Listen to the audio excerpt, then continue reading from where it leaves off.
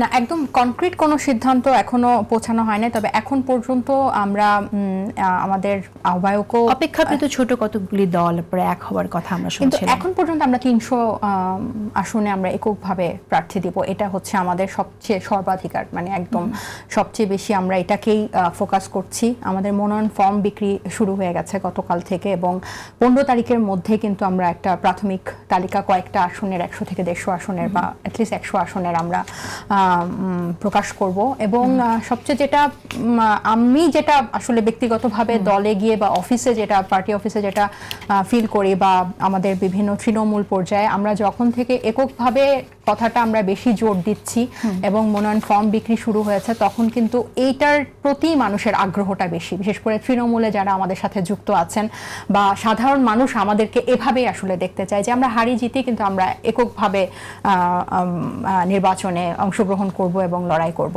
So আমাদেরও কিন্তু ওইটাই চিন্তা। আর জোটের কথা আসলে যেটা বিভিন্ন 9 দলের সাথে বা যাদের আলোচনা হচ্ছে, এটা কিন্তু জুলাই সনদ আসলে বাস্তবায়ন প্রক্রিয়াটা নিয়েই কিন্তু আমরা যে এটা 1 সপ্তাহ সময় পেয়েছিলাম, বা এটা কিন্তু নির্বাচনের এর বাইরে গিয়ে বলছি সেটা আমি জানি। হ্যাঁ, এর বাইরে গিয়ে এখন পর্যন্ত অনানুষ্ঠানিক তো আসলে অনেকের সাথে অনেক কিছু আলোচনা হয়, কিন্তু সবচেয়ে এইটা হচ্ছে আসলে একটা দলীয় সিদ্ধান্ত, মানে এটাতে আমাদের কিন্তু আমি দেখলাম সম্প্রতি এনসিপির আহ্বায়ক নাহিদ ইসলাম একটি কথা বলেছেন। তিনি বলেছেন যে আগামী 10 বছরের ভেতর ক্ষমতায় যেতে চায় দলটি, সেটা করতে না পারলে তিনি রাজনীতি ছেড়ে দেবেন।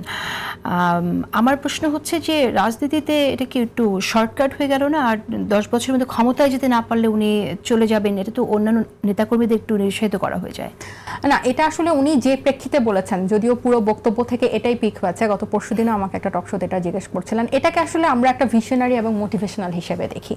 কারণ গণ অভ্যুত্থানে নেতৃত্ব দানকারী ছাত্রদের মাধ্যমেই কিন্তু এই দলটা গঠিত হয়েছে, এবং এত বড় একটা গণ অভ্যুত্থানে নেতৃত্ব দিয়ে এবং সেটা সফল করার পর কিন্তু 10-15 বছর কিন্তু এগিয়ে গেছে। মানে জাস্ট অভ্যুত্থানের আগে, জুলাই আগস্টের আগে ওদেরকে কেউ চিনত না, এখন কিন্তু ওরা জাতীয় পর্যায়ে পরিচিত। তাহলে একটা মানে বড় একটা ধাপ কিন্তু আমরা এনসিপি এগিয়ে আছে। সো এরপরে আমাদের কিন্তু একটা ভিশন থাকে, বা এটা কিন্তু আসলে দাম্ভিকতা থেকে বলা না, এটা এক ধরনের ইন্সপিরেশন থেকে বা মোটিভেশন থেকে একটা ভিশনারি, যে আমরা এই 10 বছরের মধ্যে আমরা দলকে এককভাবে সরকার গঠন করার মতো করে সক্ষম করে তুলব, মানে আমরা ওইভাবে এগিয়ে যাব।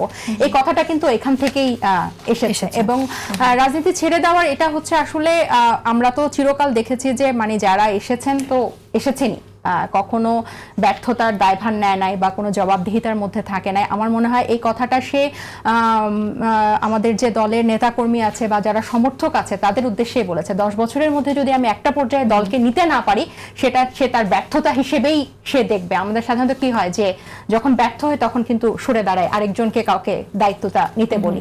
সো ওই একটা আকাঙ্ক্ষা থেকে বা ওই ধারণা থেকেই নাহিদ ইসলাম কিন্তু এই কথাটা বলেছেন, এবং এটাকে কিন্তু আমরা সবাই খুবই পজিটিভ এবং ভিশনারি হিসেবে নিয়েছি। সরকারের কাছ থেকে আশা করব যে এবার কিন্তু অনেক মেয়েরা কিন্তু নির্বাচনে দাঁড়াবে, অনেক নারীরা, আমাদের দল থেকে তো অনেক নারী আমি আশা করি যে নির্বাচনে। এই যে সাইবার বুলিংটা আমাদেরকে কিন্তু অলরেডি সবাই এটাতে ভয় দেখাচ্ছে, এবং এটা নিয়ে কিন্তু আমরা খুবই মানে চিন্তিত যে নর্মাল রাজনীতির টাইমে যা যা আমরা ফেস করেছি, এই নির্বাচনকে কেন্দ্র করে প্রতিপক্ষের বা সব মিলায়ে কিভাবে এটাকে আসলে আমরা ট্যাকেল দিব। অনেকের জন্য প্রথম জাতীয় নির্বাচন হবে, এত বড় একটা এক্সপোজার, এখান থেকে কিন্তু সরকারের সুনির্দিষ্ট কোনো নীতিমালা এবং পদক্ষেপ থাকা উচিত। সাইবার বুলিং এর ক্ষেত্রে নতুন করে কোনো উদ্যোগ আসলে এখানে বা আইন করা উচিত কিনা? আমরা দেখলাম একটি আইন করেছে নির্বাচন কমিশনে, যে কোনো মিথ্যা তথ্য ছড়ালে তার বিরুদ্ধে ব্যবস্থা নেওয়া হবে। এর বাইরে এরকম আইন কিন্তু আসলে থাকেই অনেক কিছু, কিন্তু আমরা কোনোটার বাস্তবায়ন দেখি না। এই যে এই ধরনের পুরো গত 1 বছরে যে পরিমাণ সাইবার বুলিং, এটা তো একটা প্রধান সমস্যা হিসেবে ট্রেন্ডিং হয়েছে, কিন্তু এটার কোনো ধরনের এটার মানে প্রেক্ষিতে যে কোনো পদক্ষেপ সরকার নিয়েছে আমরা কিন্তু দেখি নাই। এবং এই যখন নির্বাচন আসছে, যার সাথেই দেখা হয় সেই প্রথমে জিজ্ঞেস করে নির্বাচন করছো কিনা, পরের কথাই হয় এটা যে যদি নির্বাচন করো এটা কিন্তু খেয়াল রাখবে, এবার কিন্তু অ্যাটাকটা অনেক বেশি হবে, অনেক কাদা লাগবে গায়ে। মানে এই যে এই পরিবেশটা যে তৈরি হচ্ছে, কারণ আমাদের বা আমার ব্যক্তিগতভাবে দৃঢ় বিশ্বাস এই জাতীয় নির্বাচন থেকে কিন্তু এই যে নারীদেরকে দেখা যায় না, এই জিনিসটা কিন্তু ভাঙতে শুরু হবে। প্রচুর নারী কিন্তু এবার জাতীয় নির্বাচনে অংশগ্রহণ করবে। হয় যে সাধারণ মানুষকেও সেই জায়গায় একটু এগিয়ে আসতে হবে, যাতে সাইবার বুলিং এর কারণে যাতে কোনো নারী এভাবে দমে না যায়, তাদের পাশে আসলে আসতে হবে। সরকারের থেকেও কিন্তু কঠিন বা কঠোর একটা পদক্ষেপ অ্যাটলিস্ট নির্বাচনকালীন রাখা উচিত, যাতে প্রার্থীদের একটা সুরক্ষা হয় নারী